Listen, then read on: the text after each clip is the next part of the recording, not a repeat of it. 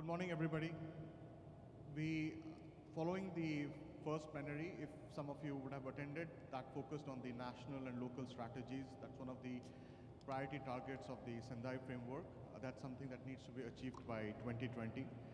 And if you have heard to most of the speakers there, all of them actually reiterated that strategies need to be designed locally. It's designed for the communities and the people that live in the cities and at local level. With regard to that, this session, which is a working session, focuses on how do we actually achieve the Sendai targets and the SDG goals that are relevant at local level. And what are some of the challenges and some of the potential solutions that could help local governments in jumping that barrier, if I may say so.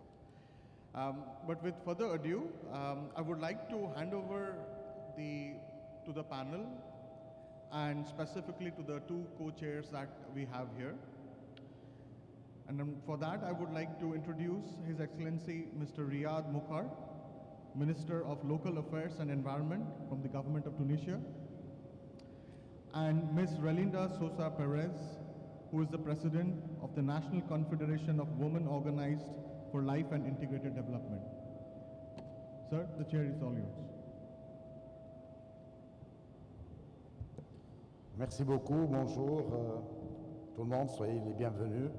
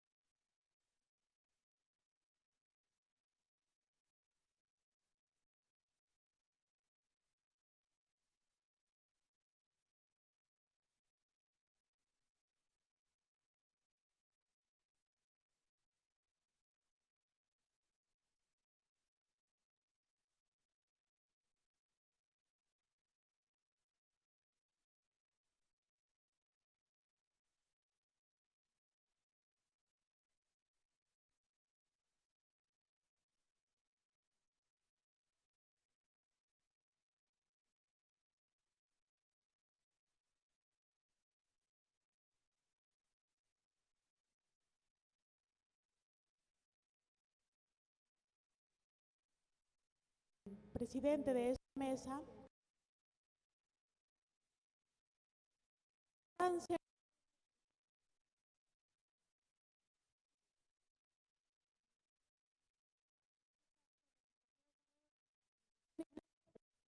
Sendai, en esta importancia y los marcos normativos de esta perspectiva de gobiernos locales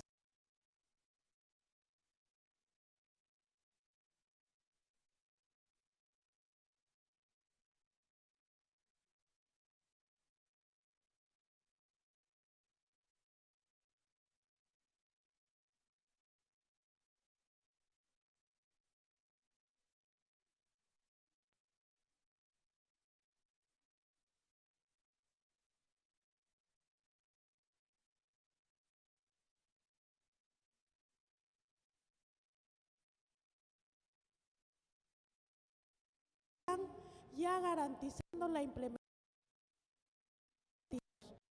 y por ello la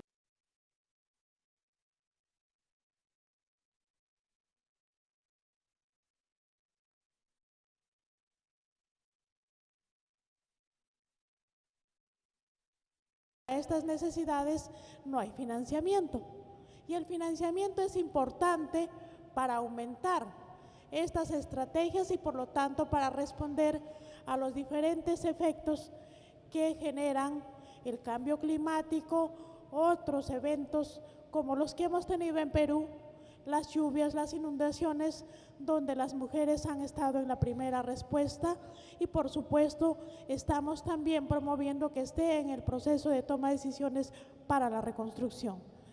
Yo también me felicito de representar a muchas mujeres que estamos aquí presentes, que trabajamos donde las cosas ocurren para bien y a veces cuando no somos tomadas en cuenta también nos afecta de manera negativa. Son ellas las que están en la primera respuesta y son ellas las que conocen las necesidades.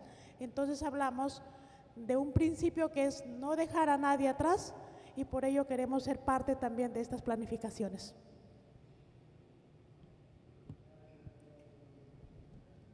Merci Madame la coprésidente. Donc à présent, je vais présenter messieurs les panélistes, messieurs et mesdames les panélistes, et je les invite à chacun d'entre eux d'avoir un petit mot de 2 minutes. On va tenter de respecter donc le temps imparti. Donc, Mr. Yuri Rafael de la Cristina, Director of Risk Management and Urban Rehabilitation, Ministry of Cities, Brazil. Mr. Adam Banadzak, Rapporteur, Committee of the Region and Mayor of Kujawsko-Pomorskie, Poland. Ms. Violeta Seva Makati from Philippines, and Mr. Juan Zapata, Secretary of Security and Governance, Municipality of Quito, Ecuador, and Mr. Matthew Lynch, Vice President, Global Partnership and Initiative, World Council on City Data. Donc, je commence par M. Yuri Rafael pour 2 minutes d'opening. Muchas gracias, señor Rial. Buenos días a todos, a todas. Es un placer muy grande para Brasil estar compartiendo con vosotros este momento. Quiero hablar inicialmente que Brasil es un país donde hay algunos desastres, como sequías, como los deslizamientos de tierra y como las inundaciones. Desde 1974, el año de 1974, tenemos registros de grandes inundaciones. Por ejemplo, en el sur de Brasil ocurrió una gran inundación con más de 300 muertos en este año. Y más recientemente, en 2011, en zona costanera de Brasil, con más de 1000 muertos y más de 300 personas desaparecidas.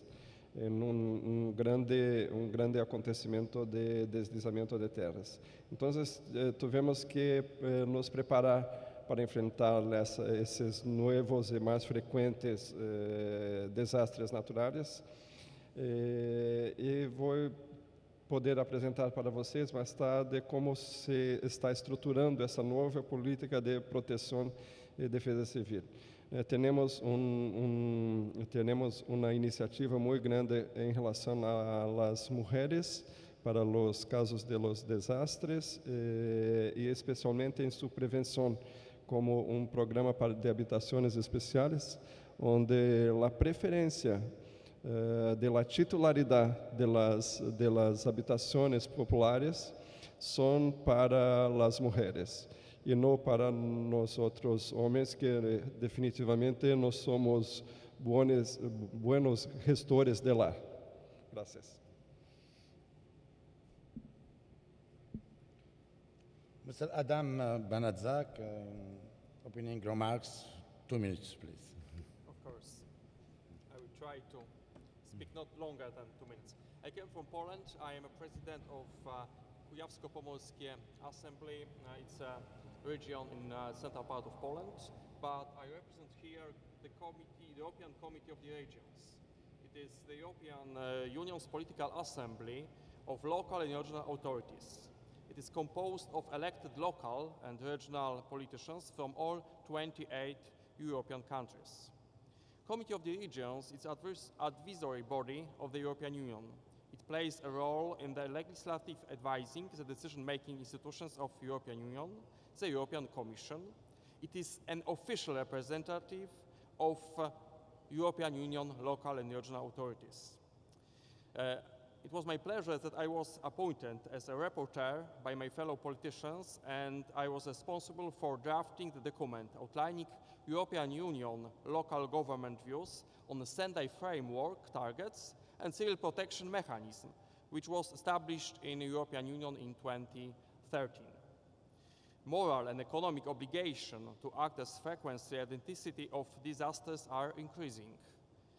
Disasters were responsible for almost 1 billion euros across European Union for last 10 years, and a lot of deaths.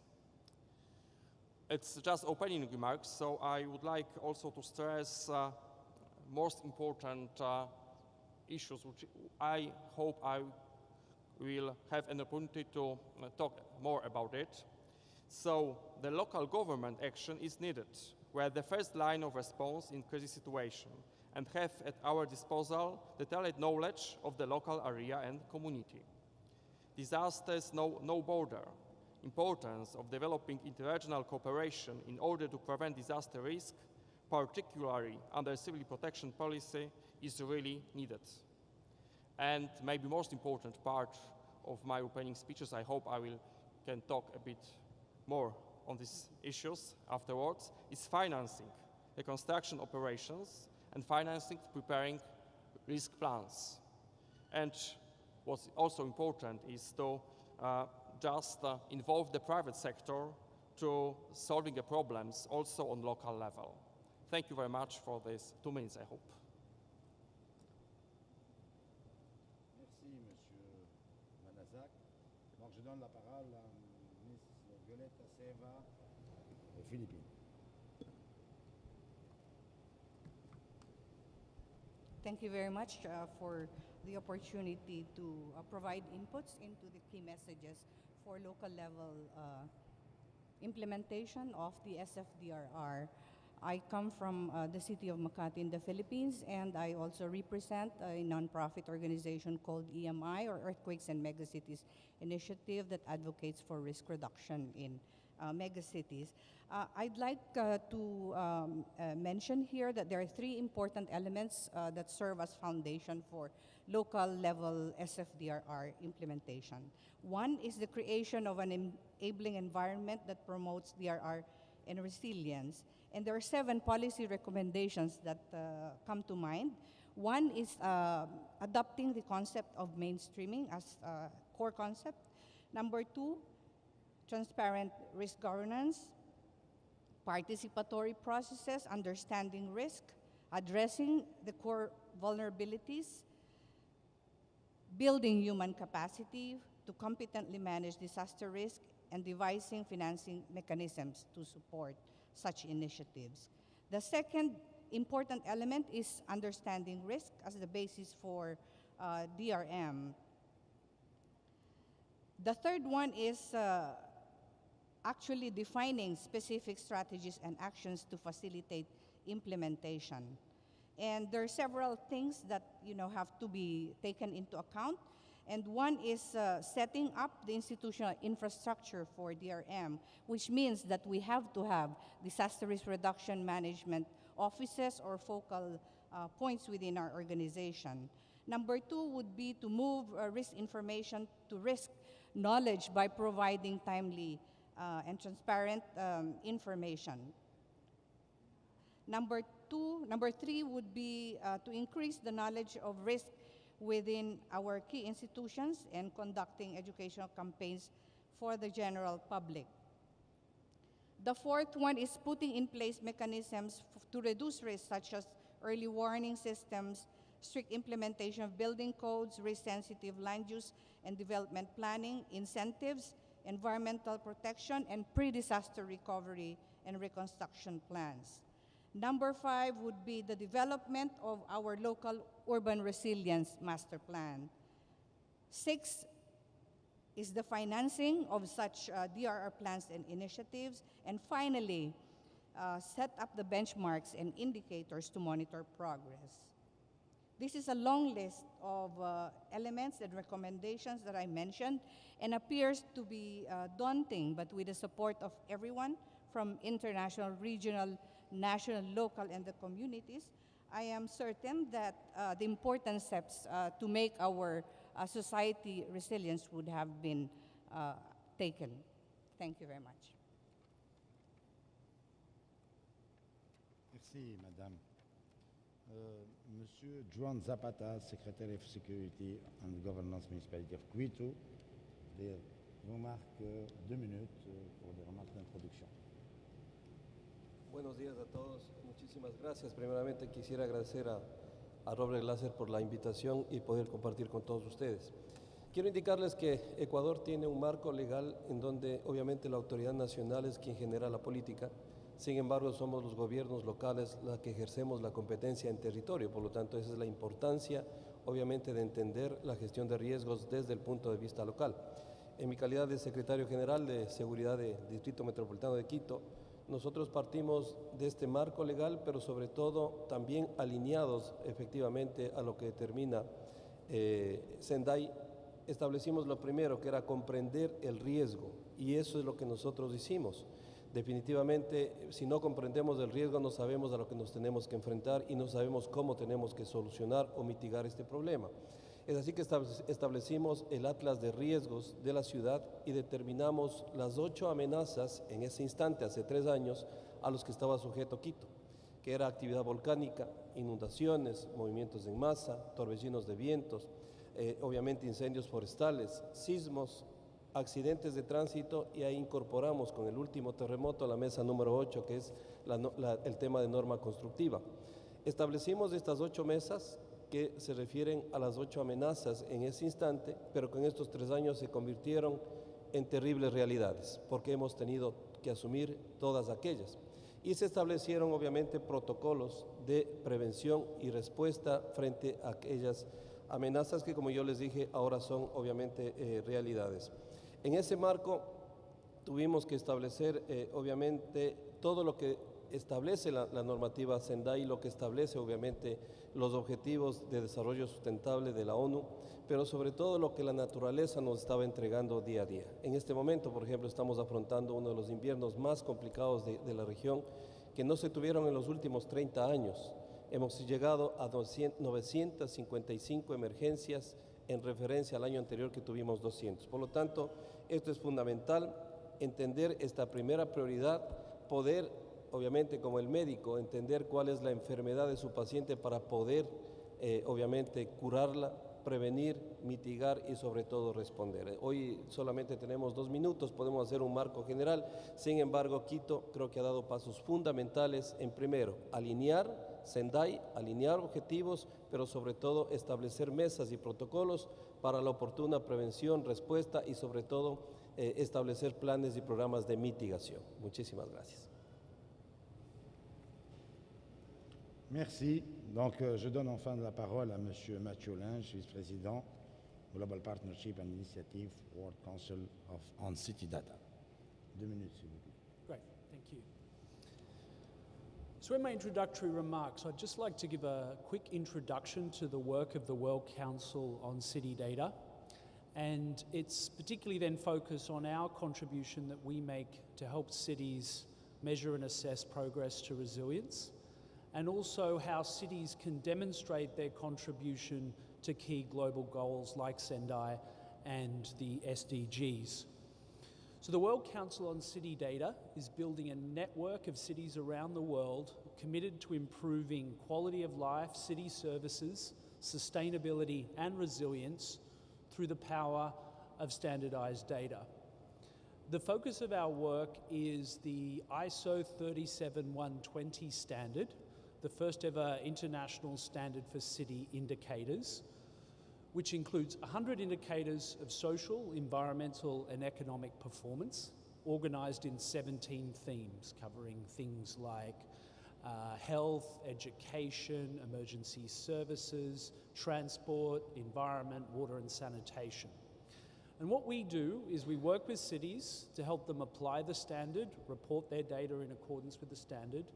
We have a system of independent verification for the data, and then we put all that data, once it's verified, on an open data portal, dataforcities.org. So this network of cities is growing rapidly. Violetta at the end there from Makati was one of the first cities to join. We have a number of key global cities like Shanghai, Los Angeles, London, Barcelona, Johannesburg, here in Mexico, Guadalajara and Lyon, but also smaller communities as well. And why are cities doing this? Well, it helps build resilience planning, sustainability planning. It helps benchmarking and learning across cities. It helps solutions to travel, and it helps cities to really demonstrate the things that they're doing well. So and the other thing to mention here is that as it becomes apparent the importance of cities, both national governments and international agencies are also partnering with us to advance this agenda. So how does this relate to resilience? Well, of the 100 indicators, more than 60 have a direct relevance to resilience. There's indicators that look at vulnerability, number of homeless, number of people living in slums, for example, the quality of infrastructure services, the quality of emergency services, and also outcome metrics like disaster-related deaths.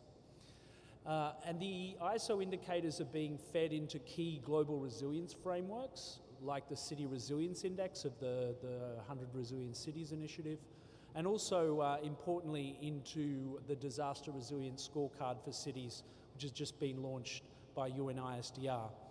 We actually work very closely with UNISDR. We have an important partnership with them, working on globally standardized indicators for resilience, contributing to the development of a new complementary ISO standard on resilience indicators, combined with supported by city pilot testing. So an important contribution that we can make to helping cities assess progress to resilience. On the second question, looking at how cities contribute to global frameworks like Sendai. I think now as the 2030 Agenda for Sustainable Development is now agreed, and the global international community is building the key elements of the measurement framework to assess progress, that is happening, and we're starting to see how that's going to work in practice. And that will be incredibly important for us as a global community to achieve those goals. But as we've seen, and I think, for example, this morning, very articulately by Kathy Oldham from the City of Manchester, the action that's going to achieve those goals is inherently going to be at the local level. So we need to give cities and communities the tools for them appropriate metrics to measure their progress to sustainable development. And that's what the ISO 37120 standard provides. So we're working closely with the first 50 cities that have been certified. We're building a new publication which will showcase through the ISO standard the 17 themes mapped very closely to the 17 objectives of the, I'll finish up now. And that report that will showcase that data will be launched in New York in July. Thank you.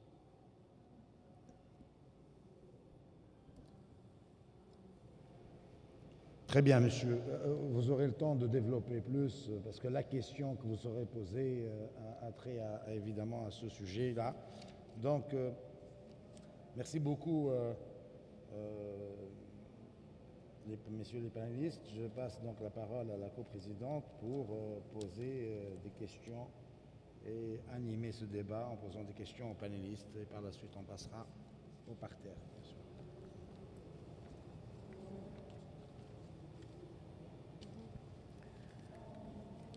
Bueno, ahora vamos a pasar a esta etapa de preguntas y tenemos para los 5 panelistas no más de 20 minutos, lo que quiere decir que trataremos de tener el cuidado de no pasarnos de 4 minutos. A ver, queremos empezar con nuestro invitado panelista, el señor Yuri Rafael. Y nuestra pregunta establecida es, a ver, ¿qué tipo de políticas legislativas, políticas públicas o estructuras de gobierno se requiere que proporcionen un apoyo adecuado a los gobiernos locales para volverse más resilientes? Es decir, desde una estructura nacional, ¿qué necesitamos para este trabajo desde lo local? Sí, gracias por la pregunta. Brasil es un país con más de 5.570 municipios, con una línea costera, una zona costera de más de 7.000 kilómetros de norte a sur. Entonces tenemos muchas particularidades con las administraciones municipales. Bueno, como hablé, en 2011 tuvimos un gran accidente en la zona costera de Brasil, con más de 1.000 muertos. Desde este año empezamos a reforzar, a fortalecer los nuestros instrumentos legales. Tenemos en 2008 la publicación de una ley 12.608, que estabelece a Política Nacional de Defesa Civil para o Brasil. Ela estrutura um sistema nacional de defesa civil que involucra o governo federal, os governos estaduais e os governos municipais. Então, cada com suas atribuições dentro de um sistema para a proteção e defesa civil. Por exemplo, ao governo federal nos cabe a expedição de normas, a coordenação do Sistema Nacional de Proteção e Defesa Civil, o apoio às municipalidades em mapeamentos de risco, a instituição de um Plano Nacional de Defesa Civil, de Proteção e Defesa Civil, além de monitoramento, sistemas de alerta temprano e outras atribuições mais. Pero a política, assim como os outros países, também se acontece no nível local. E nós outros consideramos, pela formatação da Constituição de Brasil, que o nível local são os municípios. Então, temos que coordenar 5.570 municípios. Pero não são todos que apresentam um histórico de risco, né? Temos temos que focar as políticas em los municípios que são mais suscetíveis a esse risco. Então, hoje temos mais ou menos contados cerca de 800 municípios que têm histórico de desastres naturais e, portanto, focamos nossas políticas nesses municípios. E há uma obrigação também para esses municípios que fazem parte desse cadastro. Então, por exemplo, esses municípios têm que ter plano de contingência para o caso dos desastres naturais, têm que ter os mapas de risco, cartas geotécnicas para expansão para a expansão urbana, né? Tem que ter planos de intervenção de obras e uma série de outras medidas específicas para esses municípios. Pero, assim como também acontece em outros países das Américas, esses municípios não têm uma estrutura administrativa e financeira, econômica, que eles possam garantizar o cumprimento dessas obrigações. Então, o governo federal aporta recursos para eles executarem suas obras de prevenção. Então, temos hoje uma carteira de inversões de cerca de 3 mil milhões de dólares para obras de prevenção de inundações e deslizamentos de terra. Isso para o lado desses desastres naturais. Por outro lado, para o lado das sequias, temos também cerca de outros 3 mil milhões de dólares numa obra de transvase de rio, de dos maiores rios do Brasil, que se chama Rio São Francisco, onde estas obras também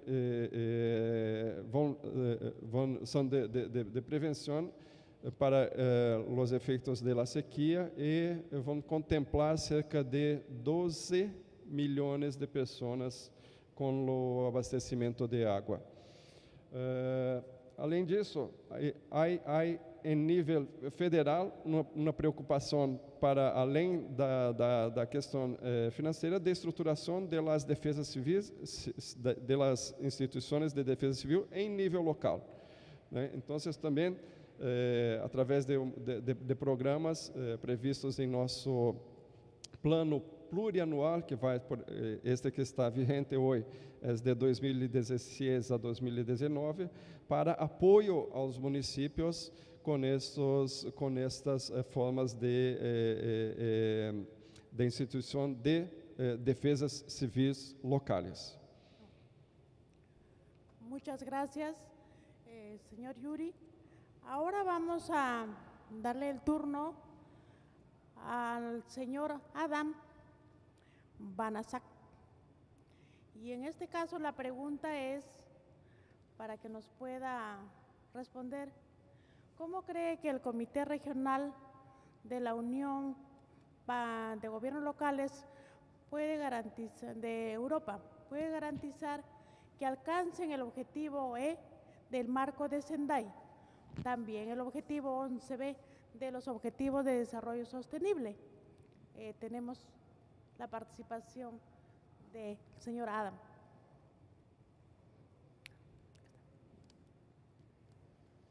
Thank you for this question. Three main elements I have already mentioned that we at the European Committee of the Regions consider extremely important for achieving disaster resilience are grassroots approach, developing disaster resilience by design and adopting local and regional strategies, and third, and maybe most important, the financial aspect of disaster resilience. Going to the first one, grassroots approach. Takes time for external assistance to arrive, so we had to be ready for self-help as the local authorities. While disasters know no borders and we have no think global, we ultimately have to remember that local communities know their area the best. So, important duty for European local and regional authorities is to actively fit their views and needs into the national risk plans.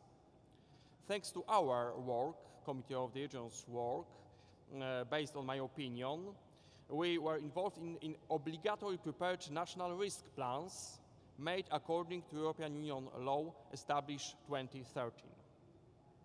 So it's a real involvement of local and regional authorities in achieving goal. Our risk plans are involved in the national risk plans. The second point, disaster resilience by design and local and regional strategies. The UNSDR 10 essentials for making cities resilient is a toolkit. Helps translate Sendai framework into operational framework for cities and regions. My fellow colleague, Councillor Harvey Six from Somerset, who represented Committee of the Regions for the preparation of the Sendai framework, helped develop the toolkit. It is a useful tool that I would recommend to fellow local and regional politicians across European Union countries. I had this opportunity during our meetings. Resilience by design is much cheaper than the construction and rehabilitation. I welcome the engagement of the European Commission in promoting disaster risk resilience, a fighting to introduce resilience by design for future policies through the action plan adopted last year. And the third point, the last and maybe more important, financial aspect of disaster resilience. With the help of European Commissioner Stylianides, who is here also on this conference, we are also trying to ensure that all infrastructures built with European Union funds are disaster resilient, and that this principle is embedded into our policies and our future sustainable development strategy. In the European Union, we currently spend 1/3 of our budget on regional and cohesive development, which is spent by us, by local and regional authorities. So it must be spent for resilience investments. The ongoing debate on the future of the European Union is a good opportunity to make the policies, to create the policies to be more disaster resilient. We are also taking concrete steps in Europe to better respond to disasters, working with Commission and Council to create a priority axis for reconstruction operations supported by the European Regional Development Fund, without the need for national co-financing. It means 100% taken from European Union funds to rebuild in a resilient way or infrastructure which could be destroyed by the catastrophes. We need also to work with private sector. Business is directly involved in designing and building public infrastructure and often process data relevant to disaster management. Private insurance plays a key role in discouraging risky behavior and helping in recovery. Public procurement rules is also an option. Access to quick and barrier-free financing is crucial when disaster strikes. Committee of the Region is working closely also with the European Investment Bank to promote disaster-resilient investment and loans for local and regional authorities specifically designed for disaster reconstruction.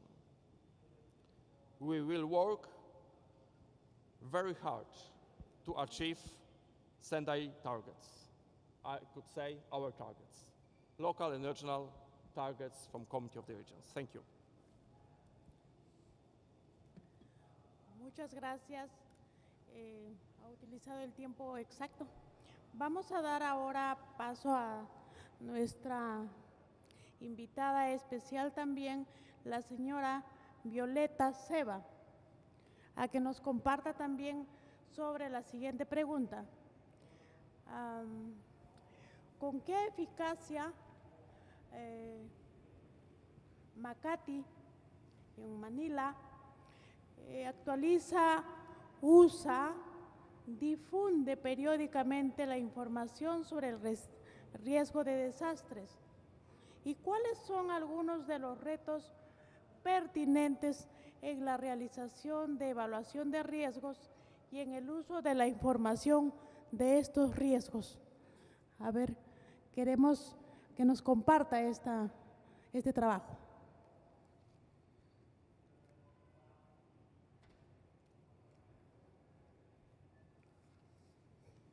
Risk assessment is, a very difficult topic for local governments to deal with, not only in the Philippines, but I believe in the rest of the cities of the world.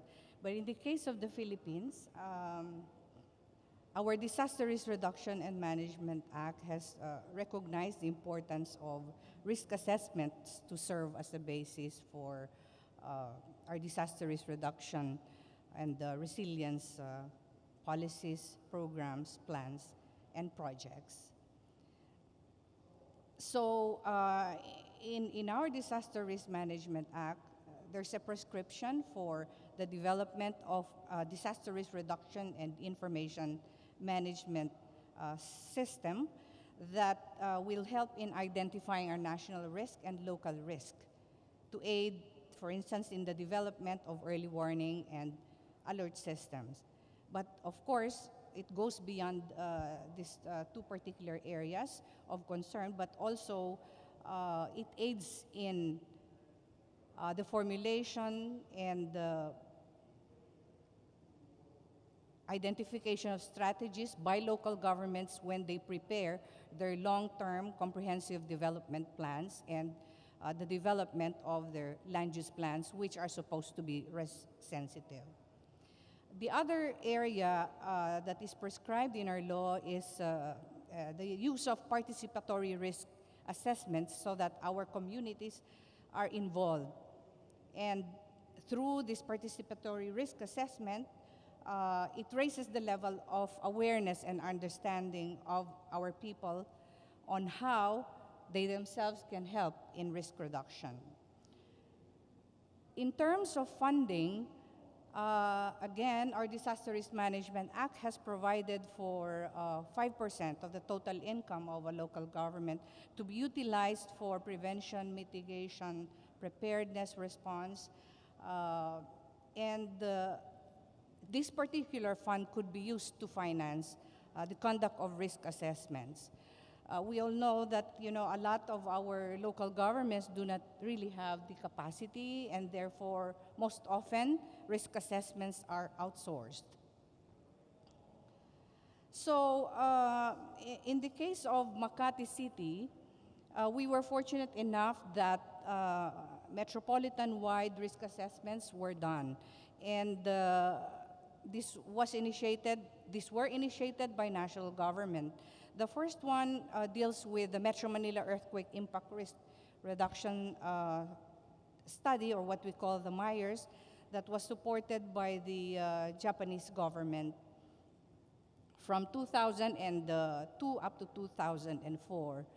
And so when Makati City prepared its land use plan, it made use of the findings of such a study. This particular risk assessment was again updated in 2013 via a risk assessment project supported by the Australian government. So when Makati updated its land use plan, it again utilized the recommendations that came out of this particular study. Other areas or other aspects of disaster risk management that utilizes risk assessments were the preparation of our contingency plan for earthquakes and floods.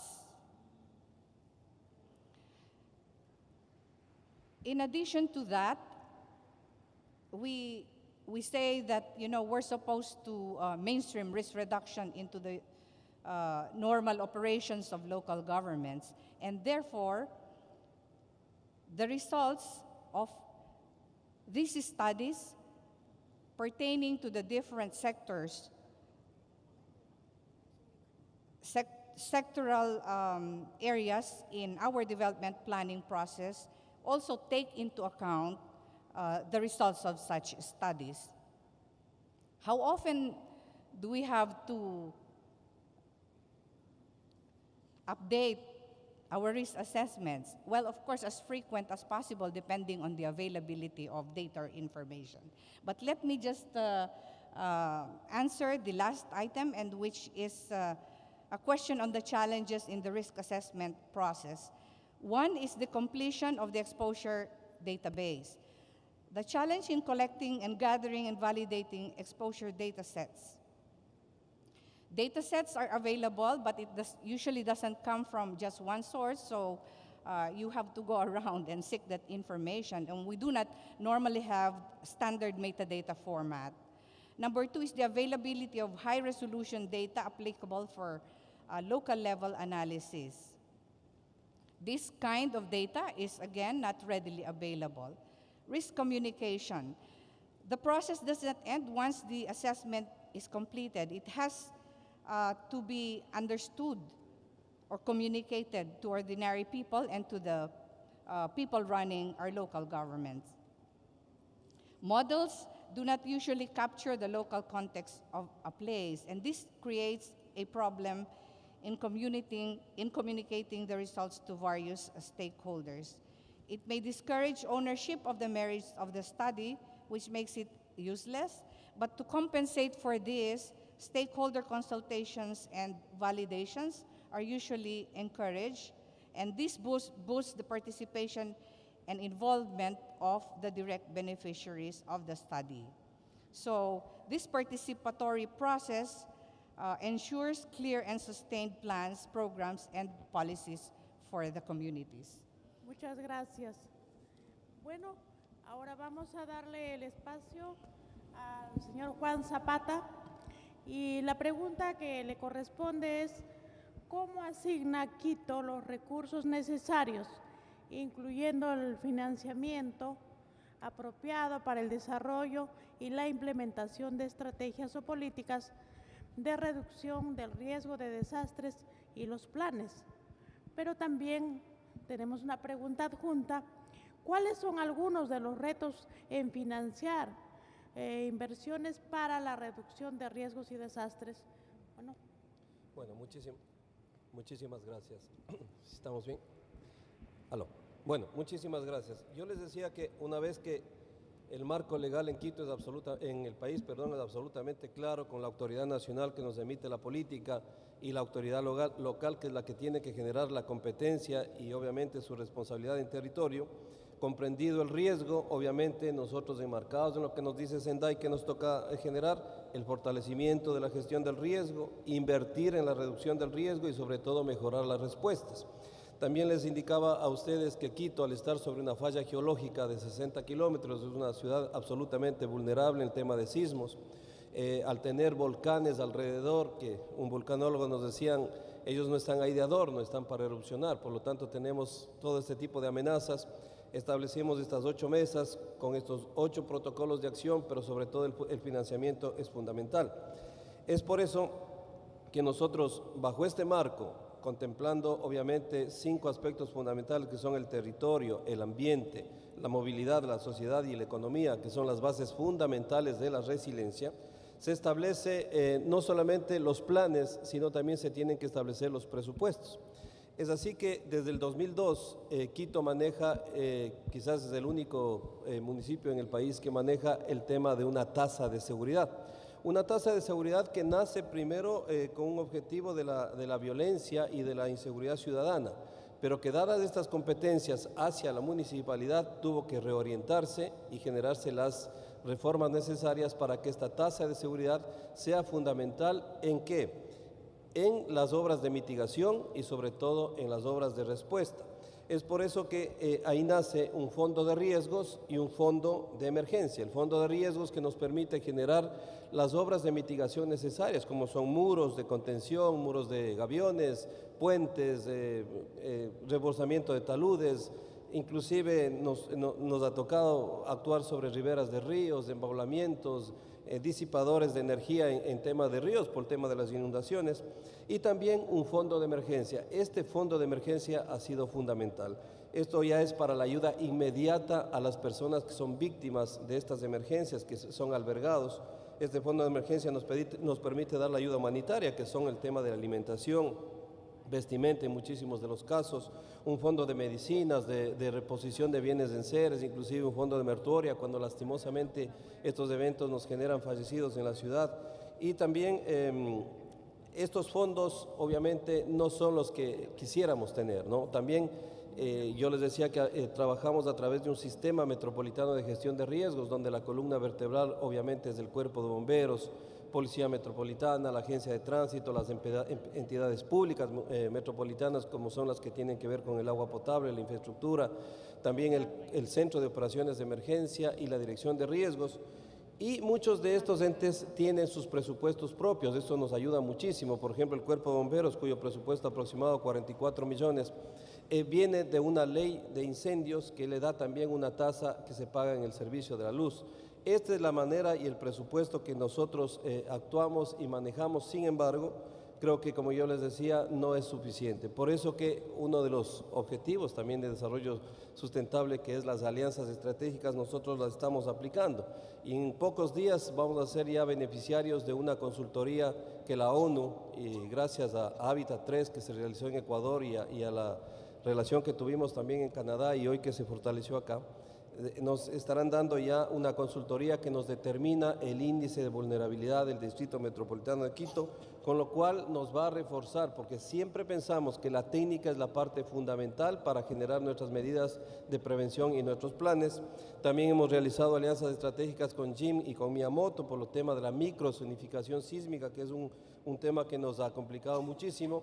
Y este concepto técnico nos va a generar lo que yo les decía a ustedes. Establecimos una mesa 8 que es de norma constructiva, porque el terremoto que tuvo Ecuador nos dio muchas lecciones a muchas autoridades y a un país entero. Y la lección que nos determina a nosotros es establecer esta mesa 8 para determinar justamente el tema de la norma constructiva. Una vez que tengamos este documento científico, técnico-científico, establecemos un equipo multidisciplinario de ingenieros estructurales, geólogos, arquitectos, estudiantes de arquitectura y de ingeniería y cuerpo de bomberos, que vamos a establecer equipos con una planilla y ya lo tenemos trabajado con la Secretaría de Territorio, ir determinando en las zonas que nos establezcan la vulnerabilidad, porque Quito lastimosamente ha tenido asentamientos también en zonas de riesgo y una construcción que no, por diferentes factores, uno de aquellos, la falta de control también, y también la conciencia ciudadana muy poca en este sentido, tenemos estas amenazas, ir determinando las soluciones inmediatas, por ejemplo, a través de reforzamientos estructurales e inclusive de relocalización. Si es que vemos que ya los temas son no mitigables, pues tenemos que generar este tema de la relocalización. En este sentido, también hemos generado convenios con la academia, esto es fundamental, con escuelas politécnicas, con universidades que nos están alimentando de esta parte técnica, porque creo y soy un convencido que solamente la técnica es el inicio para, obviamente, generar los planes futuros, enmarcados siempre en 3 factores fundamentales: prevención, mitigación y sobre todo siempre estar bien preparados para una respuesta oportuna. En este sentido, la tecnología es fundamental. Creo que Quito contempla ya tema de estaciones meteorológicas móviles por el tema de inundaciones. Esto nos permite mejorar los tiempos de respuesta. Cuando los niveles de lluvia en algunos sectores son elevados, nosotros ya enviamos equipos para que la respuesta sea inmediata. En el tema de incendios forestales, por ejemplo, creo que es fundamental el tema de la activación de drones, el patrullaje y la prevención, pero sobre todo, yo les decía, acabamos de pasar un invierno muy duro, con cerca de 1000 emergencias, pues estamos ya levantando un inventario técnico. ¿Para qué? Para generar las infraestructuras y dar las soluciones para que en octubre, que vuelve el invierno, ya no tengamos los problemas que hemos tenido hoy. Con esto termino. Es decir, en invierno prepararnos para el verano y en verano prepararnos para el invierno. En invierno compramos nuestro helicóptero para respuesta a incendios forestales, pero sobre todo las entidades han tenido muy buena acción y les felicito a la distancia, pero ahora viene la capacitación también de la comunidad y empieza un proyecto que se llama Quito Listo para prepararnos ante todas estas emergencias. Muchísimas gracias.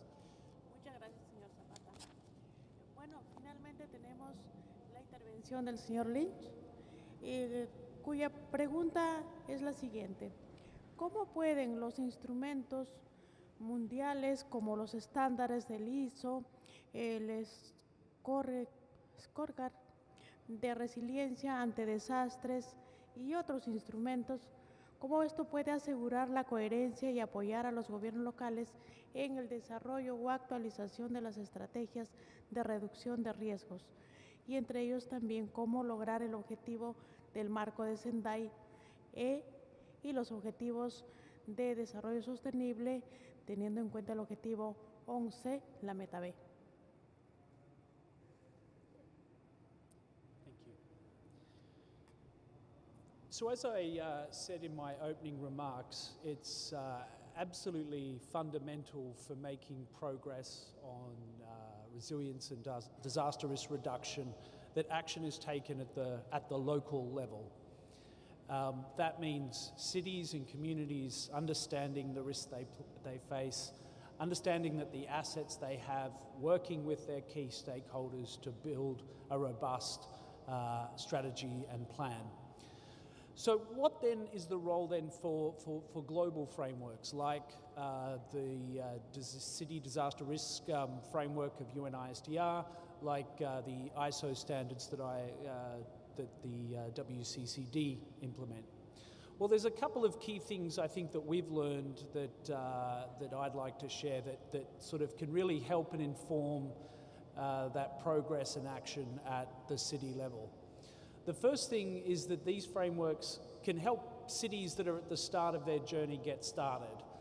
And often at meetings like this, you see the cities and communities that are examples of good practice, best practice, and have that to share to the assembled community. But a lot of communities are at the start of their journey, and these frameworks, these indicators can help provide the guidepost of how to get going and how to get started. Secondly, these frameworks can help cities avoid having to sort of spin their wheels in sort of understanding challenges. They can, in essence, learn from the collective experience of hundreds of cities and communities. It's quite a frequent occurrence for us that we often have cities come up and say, well, I was tasked to build a set of sort of indicators that we can use to benchmark and compare with others. And I really didn't know how I was going to do that, but then I came across your work, the WCCD, and you'd already done that all for us. So what we can do is through these frameworks is help cities avoid having to go through that process, because quite frankly, at the city and community level, resources are very scarce. And from the global perspective, the global resources are scarce. So avoiding that sort of unnecessary sort of spinning of wheels is important. The third, obviously, is they provide the sort of basic minimum levels of standards for moving forward with these agendas. By having these frameworks in place, cities and other key stakeholders can have a sense of what the minimum requirement is to make sure these strategies are effective. So I think I want to give a shout out to the Disaster Resilience Scorecard of UNISDR, which was the latest version, which was launched at the global platform earlier this week. It obviously is one of those key tools that leverages that global knowledge to help cities and communities build robust, effective resilience and disaster risk reduction strategies, and also, importantly, provide the platform as a global community to assess progress towards the Sendai goals.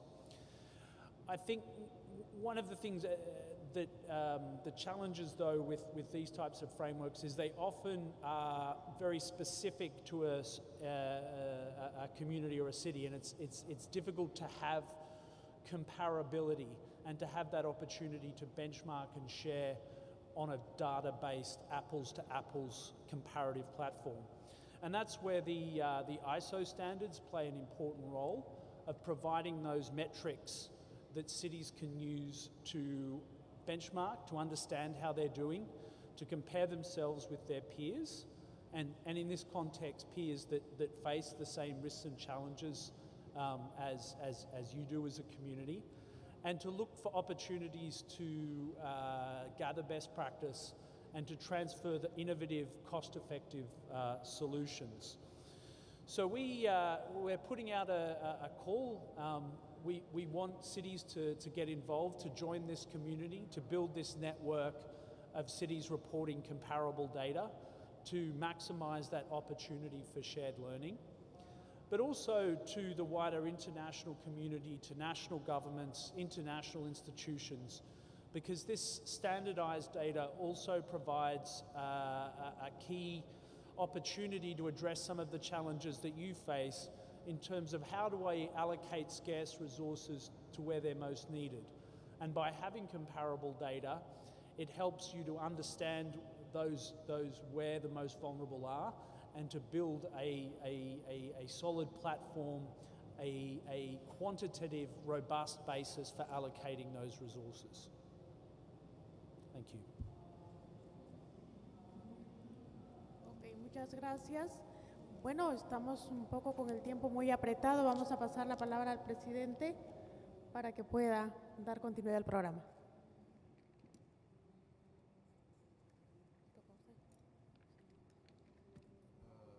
Merci beaucoup. Donc, je vais introduire les discutants de la salle.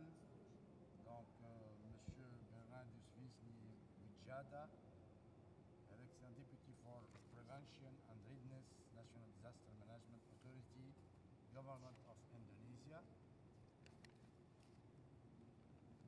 Il y a un problème avec le micro. Il y a un problème avec le micro. Ça marche plus. Très bien. C'est bon là. Donc, je donne la parole à la salle. On va commencer par introduire les deux intervenants. Monsieur Bernardus Wisni Wijja, Deputy Minister of Prevention and Readiness, National Disaster Management Authority, Government of Indonesia. Vous êtes là. Merci. And Son Excellence, Monsieur Ahmed Assober, Secrétaire Général of Arab Town Organization. Je ne sais pas s'il est là. Non, Monsieur Sober n'est pas là. Donc, je leur donne évidemment la parole pour qu'ils fassent une petite remarque de 3 minutes. Donc, à vous la parole, monsieur.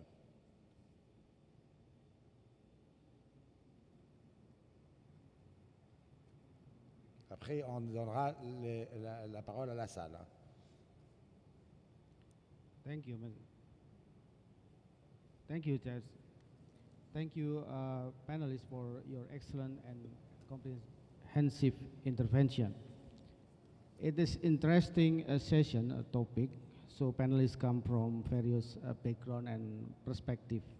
It indicates that disaster is complex, unique, and need integrated multidisciplinary approach.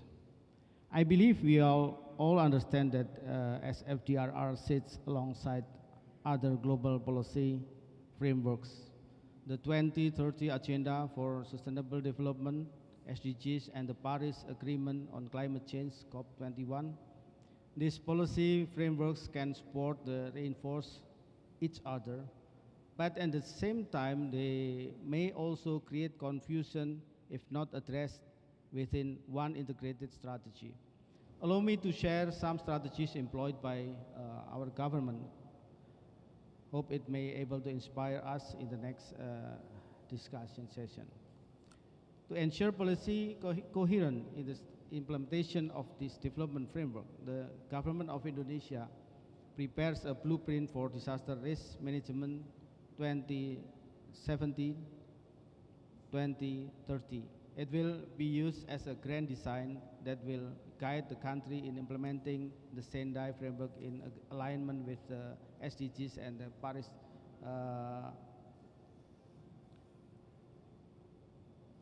Climate Agreement. We will further set up national and subnational local point to oversee the mainstreaming of this framework and ensuring convergence as well as monitoring progress in achieving the targets. The blueprint for disaster risk management will elaborate of SFDRR's priorities to enhance understanding of risk. Strengthening of disaster risk governance to manage risk, investment in DRR for resilience and enhancement of the disaster preparedness for effective response and build back better in recovery, rehabilitation and reconstruction. It will be aligned with and inform the formulation of the country's longer-term national development plan and middle-term development plan. Strong provincial and local government is a key factor in the success of resilient building at the local level. The National Disaster Management Authority will facilitate further decentralizations of power and resources to catalyze action at the local level. Without development of sufficient responsibility, authority and budget to regional and local government to support them to better manage their disaster risk, it will be difficult for local government to implement SFDRR, SDGs and climate agreement on the ground. Yearly, NDMA has initiated to decentralize disaster risk management governance through its Disaster Resilience Village program. Through the program, villages were provided with seed funding and technical assistance to analyze risk, prepare action plan, and implement DRR program. Usually, district and cities will then provide matching fund to complement the program with relevant activities that could not be covered under BNPP funding or replicate the program in the other villages within their authority. Ladies and gentlemen, I believe that the key to success in disaster risk management is by way of making disaster an important issue of common interest for all the stakeholders from the national down to the community level. Disaster can only become a common public interest if it is a major catastrophic event or if it promoted continuously by the media. We tried this strategy through our recent initiative in designating April 26 as our National Disaster Preparedness Day to raise awareness about disaster and need to be prepared to it. On this day, we invited government institutions, non-government organizations, community group, the private sector, and the media to conduct disaster simulation and testing of emergency response system and instrument simultaneously throughout all over the country. The activities conducted are simple and can be done by individuals, family, or community, housing complexes, school, hospital, offices, factories, etc. Communities working in the office, for instance, will be asked to assess the risk of fire, identify the way of evacuate from the building in time of fire emergency, look for evacuation routes, help friends who have disabilities, and train themselves in the use of fire extinguisher. If their office building does not have a fire emergency SOP, evacuation routes, and or fire extinguisher facilities, they are invited to discuss the solution of this issue. In socializing the National Disaster Preparedness Day, we employ what we call a movement strategy, in which we make National Disaster Preparedness Day a movement that involves the multi-stakeholders. We use government bureaucracy for the national government down to municipal level government to promote National Disaster Preparedness Day.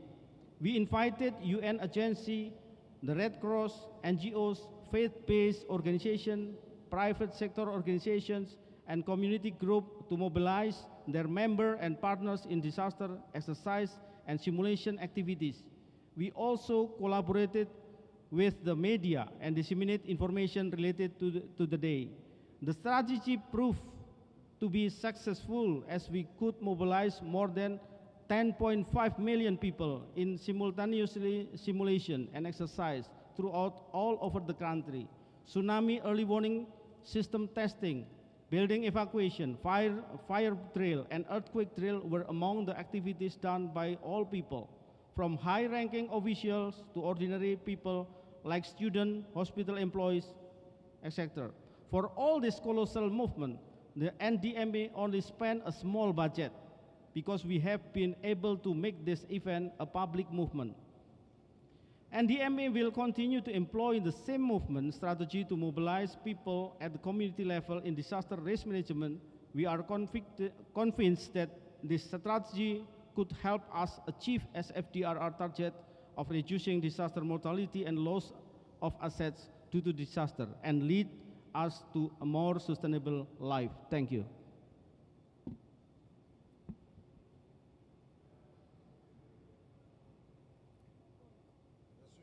Madame la Présidente, je vais vous donner la parole à la salle, s'il vous plaît, pour des questions, pour des interventions de la salle. Sí, bueno, tenemos un tiempo para poder tener intervenciones del público, quizá algunos comentarios, pero sí de manera concreta y dirigida al panelista que quisieran pueda responder. Así es que, ya a ver de uno.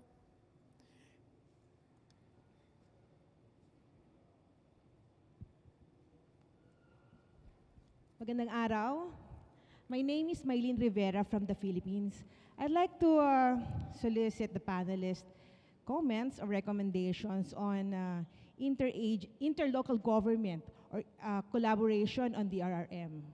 As we know, disasters knows no borders, and it's while a particular city might have effective already DRM plans, it is still vulnerable to threats outside the city, so especially in the light of climate change. It is highly possible that the city is threatened by developments outside its control in adjacent cities, especially if it relies on other cities or other municipalities in the supply of water and food. So what are your thoughts on this? Thank you.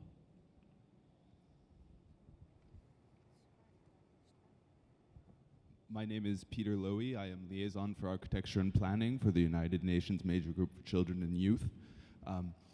Nobody knows their risks better than the locals. So while there was a lot of talk about understanding risk, there was almost no discussion about civic engagement, which should be stronger at the local level than it is at the national level. What policies, tools, commitments do you have to integrate the input of young people and our skills, whether it be diversity, connectivity, or innovation, into the planning, implementation, and follow-up and review of these goals and targets? Thank you.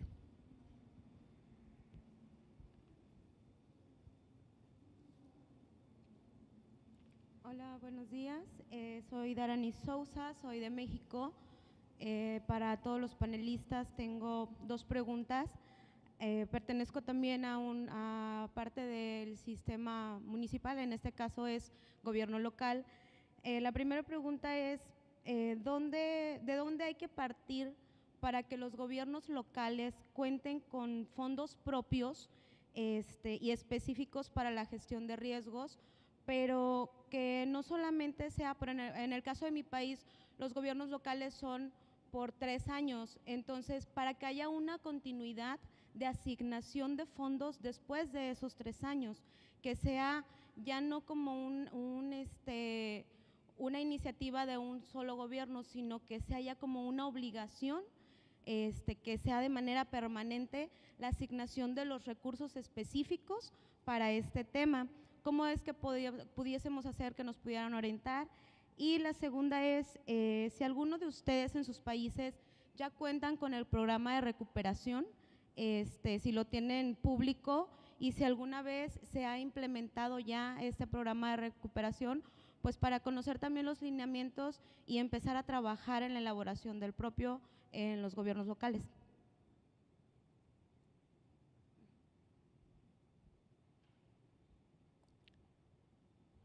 Buenas tardes, mi nombre es Raquel Salazar, también soy de México. Nuestro gobierno, el presidente Enrique Peña Nieto, está apoyando a los municipios o a los gobiernos locales con un programa que se llama Perfil de Resiliencia. Nos apoyó o nos está apoyando a las primeras 16 ciudades para formar un grupo y una red de ciudades resilientes dentro de México. Este programa lo estamos realizando con el apoyo de la SEDATU. Ha sido una experiencia única en el tema, de las primeras experiencias en cuestión de resiliencia para México. Se trabajó en una metodología y la Federación baja este apoyo hacia los gobiernos locales. Mi pregunta hacia los panelistas es: ¿qué experiencia pudieran compartirnos de sus gobiernos locales en cuanto al inicio que tuvieron en cuanto a resiliencia? ¿Cuál fue sus primeras acciones para implementar cuando ya descubrieron en qué tenían que ser más resilientes? La aportación de sus experiencias va a ser para nosotros clave para poder no perder tiempo y tratar de compartir con los demás funcionarios, tratar de compartir con la ciudadanía todo eso que ustedes como países ya lo han vivido o lo están viviendo. Gracias.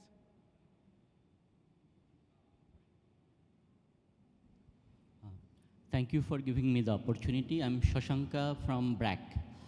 To all panelists, just 3 points I want to highlight. One is, since it is talking about managing DRR, Sendai and SDGs, so how the states are going to ensure that all the development works are reducing the underlying causes that is actually making people vulnerable and push them to the disaster.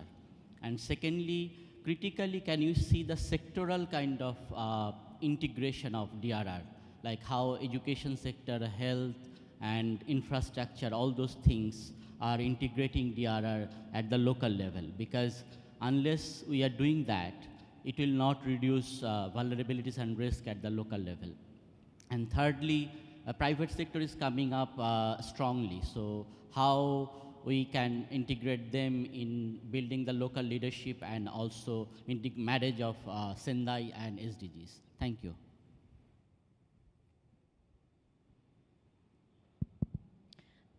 Thank you very much. My name is Daria Moknachova. I work for the International Organization for Migration. I would like to remind one point and ask one question. The thing I would like to highlight is that disasters displace millions of people every year. So in 2016 alone, 24 million people were displaced by floods, earthquakes, storms, and this is mostly happening in low-income and lower middle-income countries, and also affects local cities in particular. So such displacement also significantly undermines our efforts to achieve sustainable development goals. The Sendai framework recognized the need to prevent and address forced displacement of people following disasters, and also recognized the contribution of migrants towards local development and disaster risk reduction.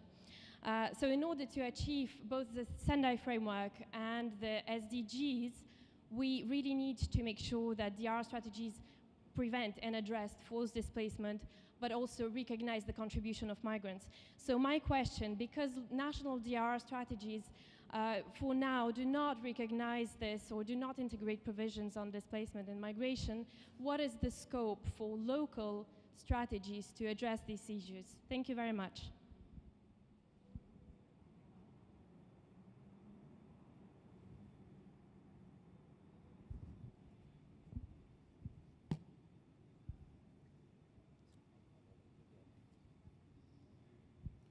Ok, merci.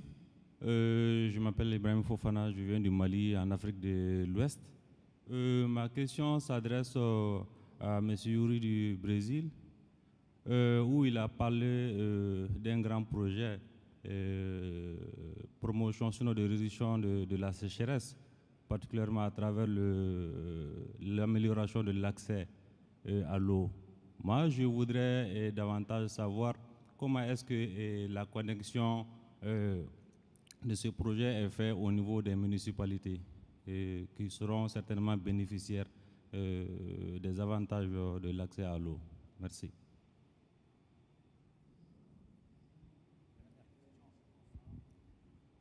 Muchas gracias. Entonces tenemos ahora la participación de nuestro presidente. Voilà, donc merci pour vos questions. Je vais donner la parole aux panélistes pour nous donner, essayer de répondre à ces questions-là, mais surtout ne pas rester concentré sur leur topic et leur sujet pour sortir quelques recommandations de ce panel. Donc je donne à chaque panéliste enfin le temps nous presse parce qu'on est arrivé normalement, donc on va dépasser de 10 minutes. Donc je donne à chaque panéliste 2 minutes ou 1 minute pour répondre aux différentes questions et d'essayer de sortir avec une recommandation par panéliste.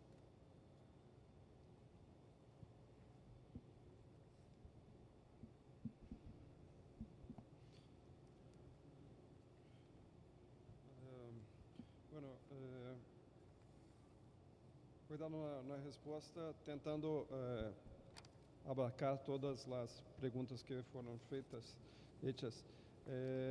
Creio que em Brasil, pelo menos em Brasil, nós estamos buscando integrar as ações em nível horizontal, com o governo central, involucrando todos os ministérios que atuam de alguma forma em gestão de risco. Então, eu cito 4 ministérios que estão atuando, que são o Ministério das Cidades, Ministério da Integração Nacional, Ministério de Minas e Energia e Ministério de Ciência e Tecnologia, tentando justamente abarcar todos os aspectos que estão previstos na lei de 2012 que citei e que há uma inter-relação muito forte com as diretrizes e princípios de protocolo de Sendai. Além da integração horizontal, a integração vertical, né, com os estados e os municípios.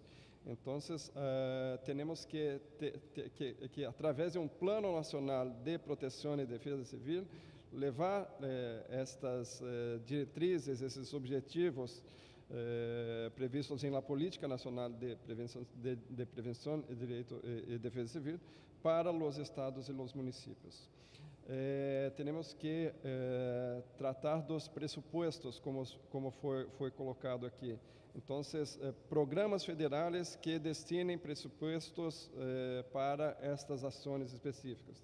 Prevenção, mitigação, resposta, prevenção, mitigação, preparação, resposta e recuperação.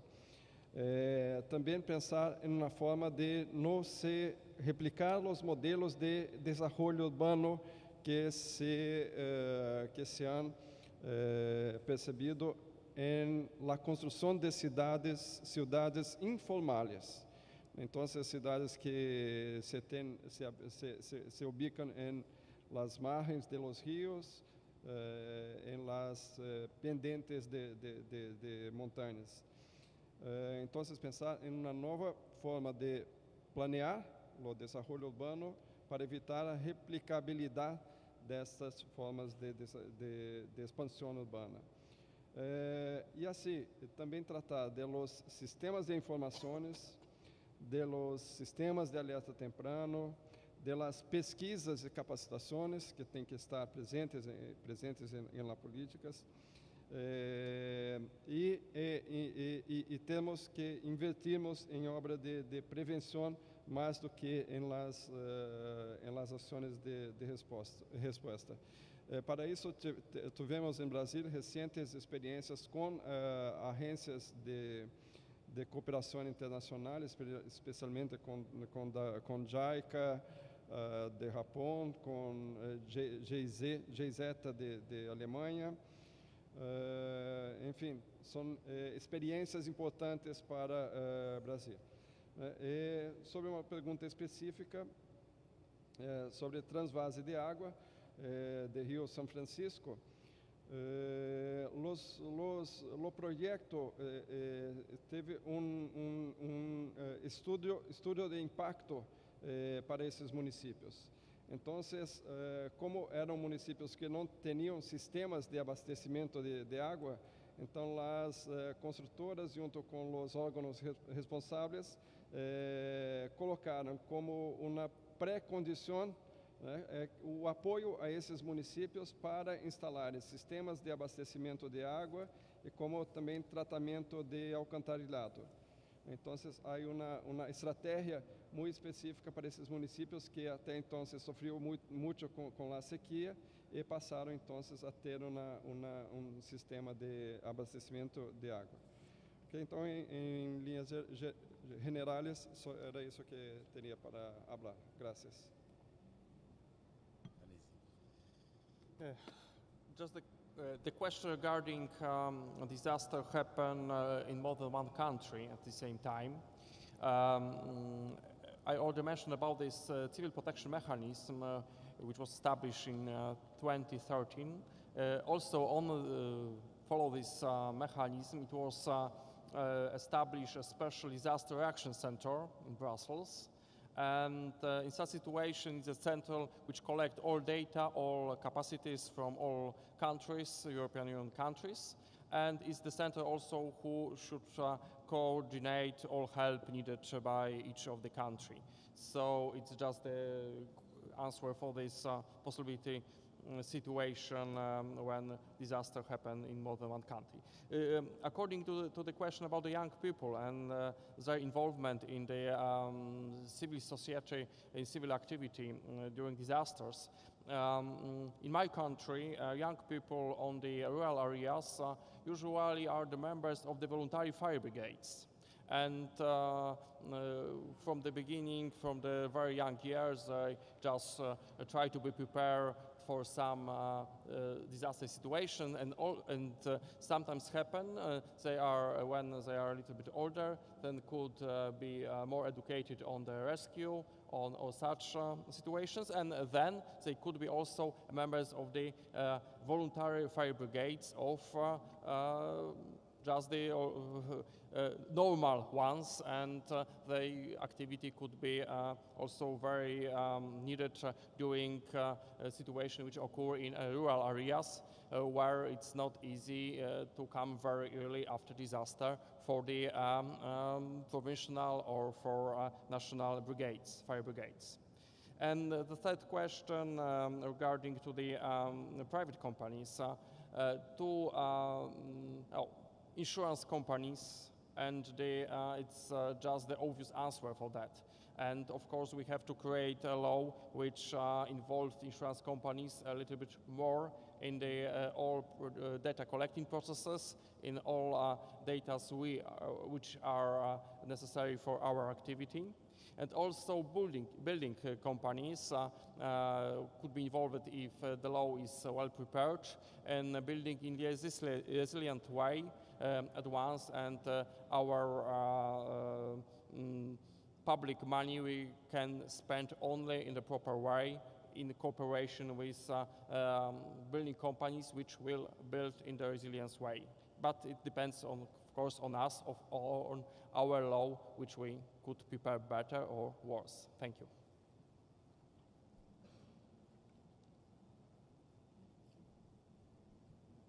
With respect to the involvement of the private sector, and also this question about coordination amongst different levels of government. In the case of the Philippines, we have our institutions in place where they could participate, and these are what we call at the local level, we have the Disaster Risk Reduction and Management Council, wherein you have representatives from national government, from local government departments, and sectoral representatives from civil society organizations and the private sector. With respect to the participation of the young people, in our case, we do participatory risk assessment at the village level. So young people can be tapped, or they can volunteer to do risk assessments, community risk assessments utilizing simple tools, and in the process they're able to contribute into the development of risk reduction planning at the local level. The question about where to start to have dedicated fund for disaster risk management at the local level, it takes lobbying. When the Philippine law was passed, of course, civil society groups were very active, and also local government officials, because unless the mayor has a legal basis to spend the money, then he will not invest or he will not use that government money.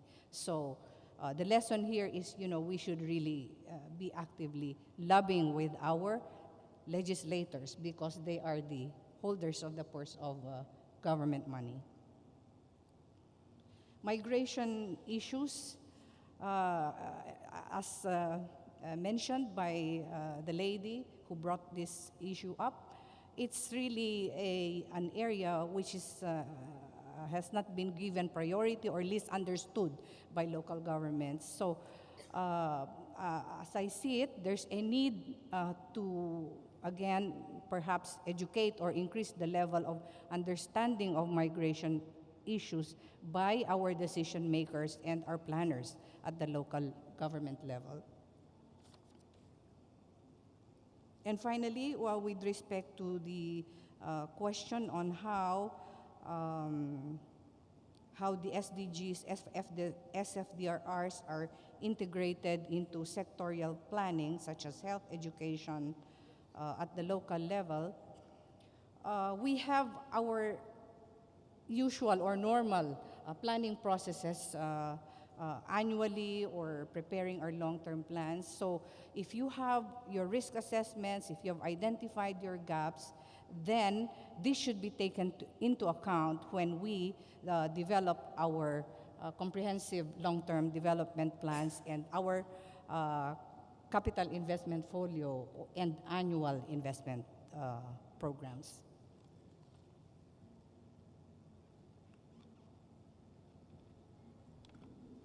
Bueno, hay que ser rápido porque hay algunas preguntas. Lo primero, es fundamental el tema de la inclusión de la sociedad civil, los niños y los jóvenes en los planes. Eso es fundamental. Yo les decía, en Quito, las entidades de respuesta saben cómo manejar y activan protocolos, pero lo que nos ha preocupado es cuál es la respuesta de la ciudadanía en temas de gestión de riesgo, y por eso tenemos este plan que se llama Quito Listo, en donde uno de los aspectos fundamentales, por ejemplo, Quito Listo, visita tu colegio, visita tu escuela, e incorporamos a los jóvenes como actores y voluntarios directos en este tema de la gestión de riesgos. El tema de los presupuestos, yo les decía, Quito maneja una ordenanza que es ley de la ciudad, en la cual en el impuesto predial usted paga un porcentaje muy pequeño, no llega ni al 1 o 2% del valor de su predio, pero que genera un fondo bastante fuerte para poder responder en el tema de gestión de riesgos, porque sin presupuestos, si un muro está por colapsar o un puente está por colapsar y no tiene el presupuesto para invertir, ¿dónde está la mitigación? ¿Dónde está la prevención? Puede haber buena voluntad, pero si no existe el presupuesto no lo podemos solucionar. Así que nosotros tenemos una ordenanza que por ley se paga una tasa. Eso al comienzo generó inquietud. Hoy nadie, cuando va a pagar su impuesto, puede decir que está inconforme con eso, porque saben para qué está, inclusive saben que es para su propia seguridad. Entonces, en ese sentido, creo que con el cabildeo que decía nuestra colega, podemos llegar a que la gente entienda que esto es fundamental para la respuesta de una ciudad, y Quito lo maneja bien. Ya estamos 15 años en este tema y no hemos tenido ningún inconveniente. En lo otro, sí, los desplazados es un tema muy importante. Nosotros en este invierno hemos tenido 306 desplazados. A través de esto tenemos una empresa que se llama Hábitat y Vivienda. Hacemos el traslado a los albergues temporales, pero hay que darle una solución definitiva. Van a casas acogientes, tenemos el presupuesto de este fondo de emergencia que les paga un arriendo hasta cuando su situación se estabilice, o le paga el arriendo a la familia que le acogió. Pero hay que darle una solución definitiva a través de un bono que lo del 70% lo da el Estado y el 30% lo da la persona, y estamos solucionando poniéndoles en zonas seguras. Y creo que el tema de los privados, sí, efectivamente a través de este estudio vamos a intervenir por ley también que exista un seguro para viviendas en tema de sismos, donde hay una alianza pública-privada. Entonces creo que los privados son fundamentales también. Espero haber resuelto todas las inquietudes. Gracias. Très bien. Ça marche? Ça marche. Donc le dernier panéliste, on me demande d'évacuer la salle à 13 heures. Il nous reste 3 minutes, donc allez-y monsieur, très rapidement.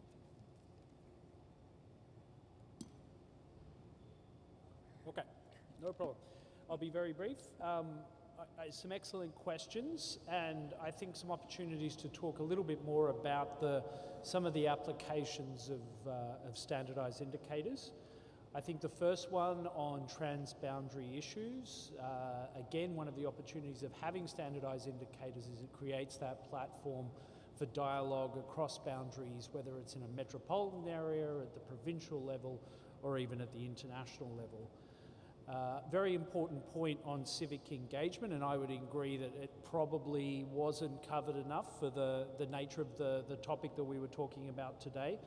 But one of the feedbacks that we've received is from cities that we work with is the power of having indicators as a universal language to bring diverse stakeholders together and help provide a platform for that shared dialogue. Great question and point about resourcing for local governments. I think, again, one of the applications of standardized indicators is the opportunity for cities to demonstrate the gaps and needs that they have relative to their peers, and to make the case to, whether it's to provincial governments, national governments, other agencies, of the need for investment. So it doesn't fully address that point, but at least provides a mechanism in the short term to do that. And the last thing I'd comment on is the private sector and the role that data can play in bringing the private sector to the table. The private sector speaks the language of data, and we've certainly seen from the private sector partners that we work with the value of having standardized indicators to allow that dialogue between public and private to occur. Thank you.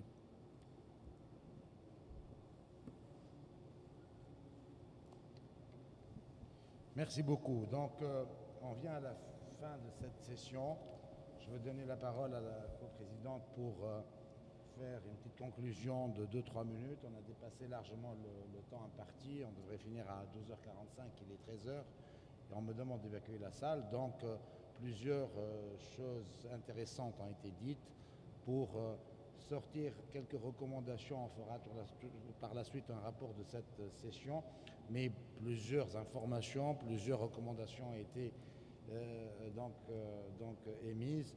Tout d'abord, la nécessité d'avoir une réglementation, des lois au niveau national, la nécessité d'appui aux collectivités locales et aux régions pour qu'ils opérationnalisent, ils aient des plans de prévention des risques de catastrophe, donc dont le coût de ces plans-là sont largement inférieurs par rapport au coût des catastrophes eux-mêmes. Donc beaucoup ont parlé de financement. Le financement est un sujet extrêmement important. L'utilisation des technologies nouvelles dans la réduction et la prévention des risques, évidemment les systèmes d'information, le caractère inclusif et de la participation de tout le monde, de la société civile, du secteur privé, et bien sûr d'utiliser les retours d'expérience, les indicateurs standardisés et une information qui soit adéquate au niveau local, mais aussi une information universelle. Donc voilà les quelques éléments qui sont sortis. Je donne la parole à Madame la coprésidente pour 2 minutes pour donner le mot de la fin.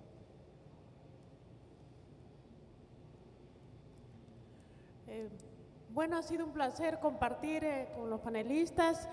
Yo solamente quiero dar por clausurado este panel, recordando la importancia, como se ha dicho, para la planificación de contar con información de investigación, y en esto recordando que hay prácticas que ya están en las comunidades, en las organizaciones, y que son importantes incluirlos en estas políticas locales, y contar también para la planificación con la participación de las organizaciones comunitarias. Muchas gracias. Ha sido un placer para todas y todos compartir nuestro trabajo y en perspectiva de lograr mejores resultados en el marco de Sendai.